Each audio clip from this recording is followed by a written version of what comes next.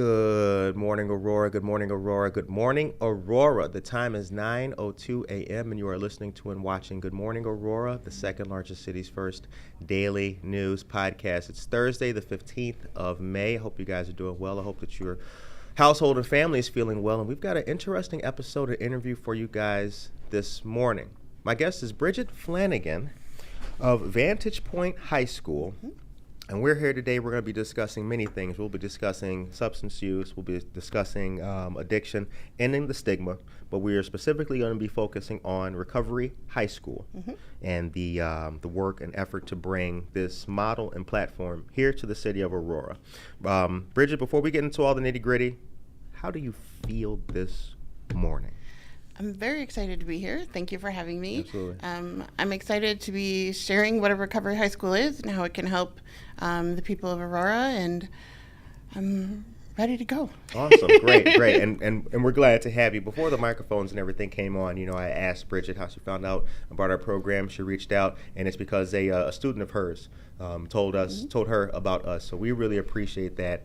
We appreciate the fact that people see our information, listen to our information, and feel it beneficial. So as we get into what a Recovery High School is, let's first talk about Vantage Point High School. Tell us about Vantage Point, its beginnings, its origins, and your work with Vantage Point. Okay, so Vantage Point came about a year and a half ago. Okay. I was at a workshop and I was thinking, what can I do? And I said, you know what? I'm going to start a Recovery High School. I've always thought about starting a school, but I never was really sure what the population was going to be. And I think specifically looking at addiction, it's an underserved population. So I gathered some friends that kind of have the same idea as me, and we started this journey October of 23, I guess it was now. Wow. So we started the process, and we got our 501c3 in January of this year.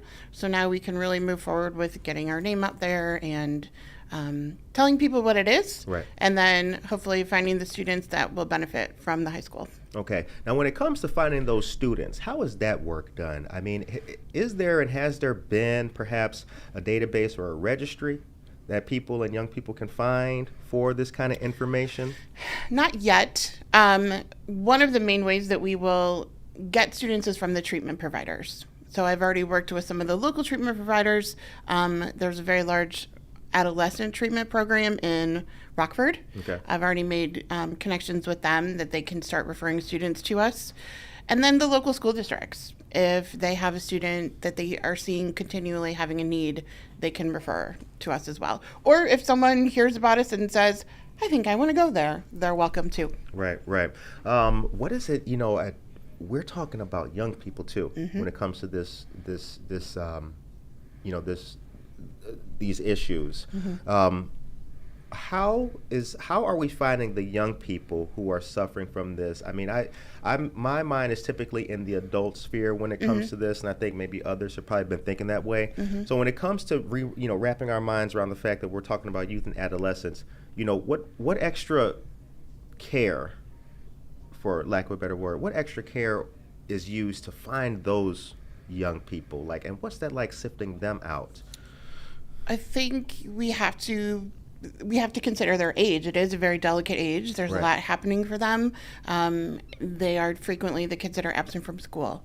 They're frequently the kids that are getting detentions and suspensions for absences or for maybe using at school.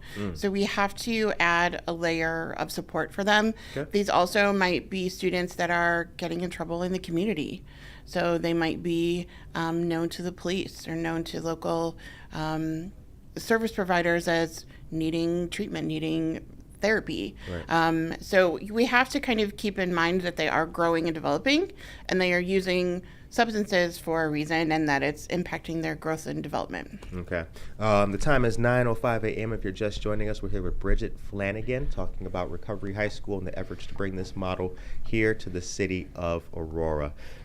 So that contact, let's if I'm the young person who may be experiencing these issues, or if a counselor perhaps is seeing this in me, where is that first point of contact? What does that look like? Is it the counselor who would do the reaching out, and if the police department reaches out, is there any kind of diversion, that's involved in this as well? I would really like to see the school be used as a diversion. Okay. I don't want the school to be seen as a punishment. Right. But I would like it to be an alternative, because students shouldn't get trapped in that pipeline. That school's a prison pipeline, right? We hear about that all the time. I would like them to have a different way. So come to a school, get the support that you need, get moving in the right direction, and then hopefully your criminal activity is over. You won't have contact with the police in a negative way moving forward. Right. Counselors in schools could definitely make referrals. They could say, hey, little Stevie is having this issue. I think they could benefit. And then we would reach out to the family and say, we have this opportunity. Are you interested? They would be able to come take a tour, learn about the school, and then decide if they wanted to be there or not. The school is going to be 100% voluntary. The student has to agree to be there, and they have to agree to certain rules and policies that we would have. So we're not going to force anyone. We're not going to require anyone to be there. It's a choice, because I believe the only way to get sober is by the choice of the person. You can't force someone to do that. I agree with that. Which is why no matter where a person finds themselves, no matter how far down you feel you've been beaten, there's always a time, an individual, a person in a moment that can help you achieve, can help you come back. You're never too far down for anyone to help you, and people need to know that. People need to hear that. I believe that. Yep. When we talked before the cameras came on, I work in housing, but I've become more in tune to what's going on in the household, and how all of that plays a factor in the health of that house, family, community, what have you. So where is the you mentioned the location, where is that location actually? It's in the sky right now. Okay. That's where a lot of things, that's where this show, how about that? That's how it started. We are looking for a location, if anyone out there has a place that we could use. It's hard to find a place. We don't know. We would like it to be downtown or close to downtown Aurora, so hopefully we will find something soon. And then if we need to do renovations or things like that, we are hopefully opening an office by the fall. So we at least have a physical location that people can come ask questions. We can hold meetings, meet with potential students and families. So that's on the docket. That's our next big project to tackle. This location, what does it need to have? 4 walls and a roof. Okay. Restroom facilities, lockers, anything like that? Preferably it would look as school-like as possible. We also don't want it to look like very institutional. Right. I would love to be able to offer gym and PE in the traditional sense, because I feel like movement is so important. But really, a lot of the schools started very small, and it was literally 4 walls and some desks. Okay. We just need to start and then move on. Ideally, it would be a big, beautiful space with rooms and gyms and, elective places and all of that stuff. Okay. We'll get there. Yep, absolutely. Well, good things like this and ideas that we're talking about do start in the sky, then they manifest themselves, and it seems like things have been going good for you guys. Receiving your status in January of this year. Yep. It's very healthy, so congratulations to you as well. Thank you. Now, who else is part of the team? I know not just yourself. Right. I have a small but mighty board of people that I've worked with over the years in various forms. So they are helping, and some are education people, some are not. Okay. There are a wide range of ages, all kinds of things. And we are starting to pull more people into our board and making contacts with people in the city as well to help us spread the word and make our journey happen. Okay. What are the age ranges again for the program? It will be high school. Okay. Probably not any younger than 14, because the state of Illinois has some guidelines on ages and how many years students in high school can span. We were probably looking at a slightly older age population as well, maybe students 18 or 19, because of their addiction. They've missed school, they're behind in credits, things like that. The state of Illinois says you can have a 6-year age range if your youngest student is 14. Okay. So we have to kind of keep that in mind. Okay. And when it comes to curriculum in tandem with the addiction services and and addressing the substance use needs, there is a curriculum modeling high school. Yes. Okay. So academically, it's exactly the same as any traditional high school. Okay. They will meet all state of Illinois requirements. We will have a mix of in-person and online instruction. Okay. And the online instruction will be used a lot for the credit recovery piece. So students that are maybe 17 years old but only have 10 credits toward graduation, for example. But then the direct instruction piece, because really that's how students learn best. So we will have a mix of those two things. But traditional high school, as far as all of those academic pieces. Okay. If there are any teachers or educators who are interested, how can they learn more or perhaps come on board and help? How can the community help you? That would be amazing. Right now we have a Facebook page, which is Vantage Point HS, and all of our contact information is on that page. So if anyone wants to find out more, they can go to that page and read things on the school and as well as our information on how to get a hold of us. Okay. How many recovery high schools are there nationwide? About 40. Okay. Some are as small as 5 or 6 students. The largest one is in Houston, Texas. It's called Archway Academy, and they have about 200 students right now. It's traditionally a smaller model because the students' needs are so specific and high risk. It generally is a smaller atmosphere. I'm glad you brought that up. Here's the thing. It has seemed that with large classroom sizes, kids sometimes fall by the wayside or aren't. Not everybody gets the same amount of attention. Yes. Should there be a standard, smaller, mandatory class size nationwide? Do you feel that would potentially help some of this? What do you think? Yeah, absolutely. Okay. I think class sizes are too big. I think high schools have gotten very large, and I think public education is stretched as far as it can go, and we need to help it. We need to reduce class size, increase the amount of teachers and staff that we have in buildings so that the students can't fall through the cracks. Okay. I think back just on my own personal life, and I had problems. I had problems in school, but I had this is kind of old school. I had counselors with pickup trucks, and we'd go out and fish, and that would count towards my grade. But I believe that the one-on-one experience is beneficial for students, and I believe gently that class sizes have been a contributing factor to that, because not everybody's going to get the same amount of attention. And I think a long time for many generations, perhaps, the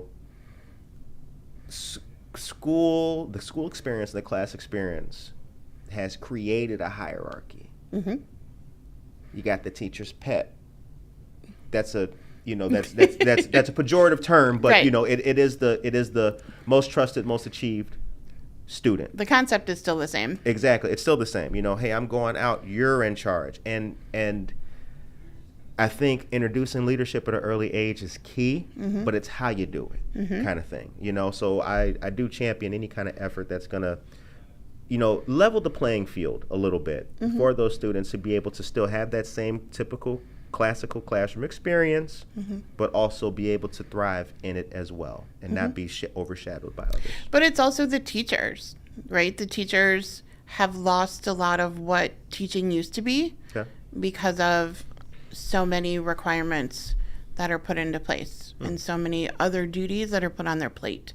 So I think the art of teaching has changed as well as class sizes have changed and problems in the world have become harder. The job of teaching has become harder and has become different than it used to be even when I was in high school, which was longer than I care to admit. We talk to different educators in different school districts and things like that. So, I am always aware and conscious of what's going on in the in the classroom setting. What I have noticed though is that a lot of schools have taken efforts to introduce some life skill element in the schools or in the buildings. Has that had any type of positive effect that you've seen? Absolutely. Many years ago, there was a huge life skills function, wood shop and home ec classes and all of those things. And then we slowly got away from those, and it was only academics, only college. And we lost a lot of kids that way. A lot of kids didn't fit in that mold and thought, what am I doing here? This isn't for me.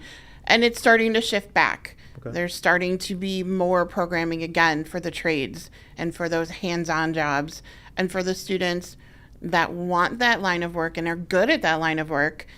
They're starting to come back, and they're starting to feel more attached because they can see themselves having a future, whereas those students that are not college bound, they got lost and they fell by the wayside even more. Right.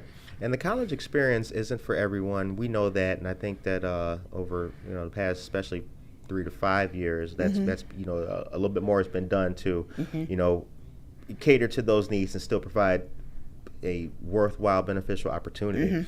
And perhaps in what we're talking about, there is never a fine, perfect moment in everything, but definitely when it comes to getting the resources to young people, that's definitely paramount. 9:17 is the time. So what are the what practical steps can we start taking now when it comes to helping Recovery High School in the Aurora area? Learn about us, ask questions, come and support us at events. We are having an event next Thursday at Wickwood House where we will be there. Members of my board will be there to answer questions. You can learn more about the school, things like that. We are looking at having a gala in September, which will be our first major fundraiser. So supporting us in that way. If you are interested in being in the board, potentially being a staff member, have office space or a building lying around that you'd like to give us, reach out. We'd love you to be part of our team. Absolutely. Well, it just so happens that this show has been blessed in many different ways, and we do have friends who know about buildings and things like that, a miscellaneous space, and it has a door, it has a couple of windows, and who knew at the bottom of it, if you go way to the back, there's even a sink with laboratory facilities. I mean, there are, so the great thing about our community is that we help each other, and we have helped each other. I mean, this show right here, we couch surfed for a little bit before we found a home, you know? So I'm confident. I am confident. 9:18 is the time. Let's pick the toolbox up a little bit here.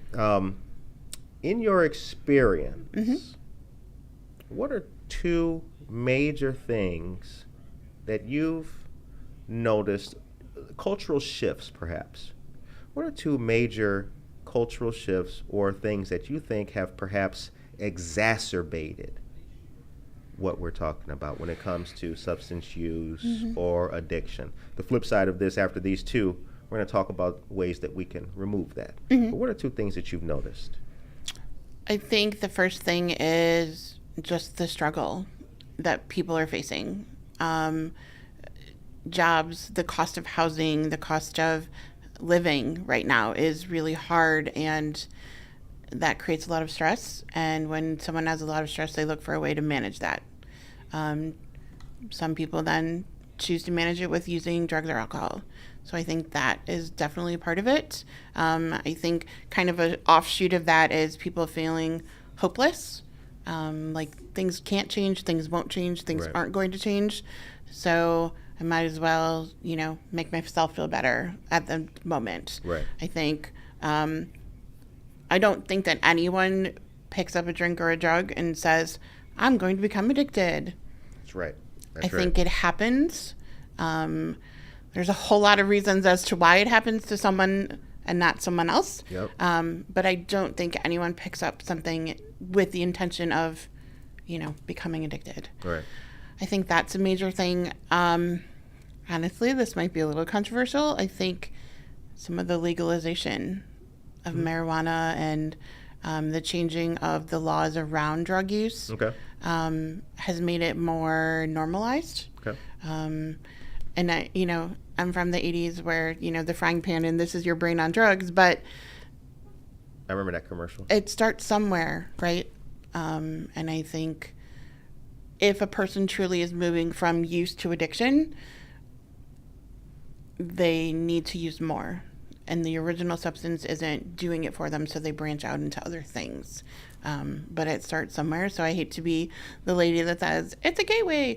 But it kind of is, if that makes sense. Mm-hmm. So Absolutely. I think kind of changes, and the law changes in public perception, as well as the general hopelessness that people are feeling or can feel. Right. I think those are probably the biggest major things that have started. The struggle combined with, some legalization, some aspects of legalization as well, and things like that. You bring up a good point too. Nobody has picked up a drink or a drug and been like, I'm ready to become an addict. That is not how it happens. That's not how it happens. And I remember when my dad passed away, how I felt coming back to my house. As soon as I got home, I poured out every drop of alcohol I had in my house. Mm-hmm. Just because I knew, you know what, I'm not all there. I'm not in a healthy place, mentally or emotionally. Mm-hmm. I don't need a crutch right now. Mm-hmm. And, I've since been able to get back on the horse mentally and emotionally. Mm-hmm. But I thank God that I had the clairvoyance in that moment to look inside of myself and see that. Yeah. I knew that because I came home and all I wanted was a big shot of whiskey. Mm-hmm. Yeah. And it was 2 a.m. So I knew this ain't a nice place right here. Mm-hmm. So, but I do believe though as well though that many people have that moment, but there's nobody there to help them. Absolutely. Yeah. And so we should always try to lead with empathy and try to help people and let them know that, look, if you get to that moment, call somebody or reach out to somebody or text somebody, whatever the case may be. And that's why this program has always had individuals like you on it to talk about these kind of things, because this is what helps the community out. 9:23 is the time. So we are, you and I will chop it up after this and we'll talk and stay in communication because seriously, I know a couple of people with a couple of buildings. I'm thinking of a guy right now. His first name is Peter. Hi, Peter. Hi, Peter. He's a good man. He's a dear friend of ours. He's a dear friend of the show. And Peter is the kind of guy who really cares about the individual and wants to see people consistently do better. Yeah. So, we'll talk after this. And the community does better when people are supported. Absolutely. And when people feel like they can make a difference or that they are worthy. Yeah. And when people are moving in the right direction, it only helps the community. Absolutely. 9:23 is the time. So we talked about two things that you felt have contributed to substance use and addiction. Let's have fun with this. What are two things that you, I, anyone, or the average person can do to help counter these things, these struggles, or perhaps these iniquities? What can we as individuals do to help? What are two things we can do to help? I think the first thing is have conversations, right? Talk to people. Yep. Ask someone how they're doing and really want the answer and really listen. Let people know that you are there for them and that you are willing to help them. And you don't have to, get into all of their personal business and hear all of the details, but just be an ear, right? And then point them in the right direction. I think the other thing is don't assume, right? On the surface, kind of going back to what you were saying a little bit about your work in housing, on the surface, an addict looks like, someone that is less than, someone that made poor decisions, someone that doesn't have the moral character to put the drink down. That's not true. Right? That's not true. They're a person with a struggle that has gotten into a bad place. Right. So I think listen, don't assume, and be a person. Right. Absolutely. I think we have to get back to being a person. Yeah. Because I saw a meme the other day, or it wasn't necessarily a meme, but we're all 3 bad days away from a bad place. Absolutely. Or 3 missed paychecks away from a bad place. Absolutely. And I think if we remember that person that looks maybe like all of those negative stereotypes is still a person, and they didn't get there in one day. Absolutely. So let's have some compassion. I think we're missing that in the world right now. Yeah. I think COVID really added a layer of that harsh reality, though, too, as well. I remember, because like I said, we do pop-ups at different places, like food pantries that folks would come in, like, I've never, we live in Oakhurst, never had to use a food pantry, but my husband is ill, and he was the provider. I mean, just so many different things. And you're right. It can't be Uncle Jim with an issue in your household, but the guy's a bum because he's not in your household. That's not how it works. That's not how it works. That is not how it works. And that's not the way to look at people or our collective situation either. 9:26 is the time. So as we start to land this airplane, it's go follow Vantage Point HS on Facebook. Yep. And is there a number, a website that folks can call yet and get in touch with you as well? There is not a website yet. I can give you a phone number, but that is on our website as well. It is 630-251-1489. You can text me on that number, and I will answer you as quickly as I can.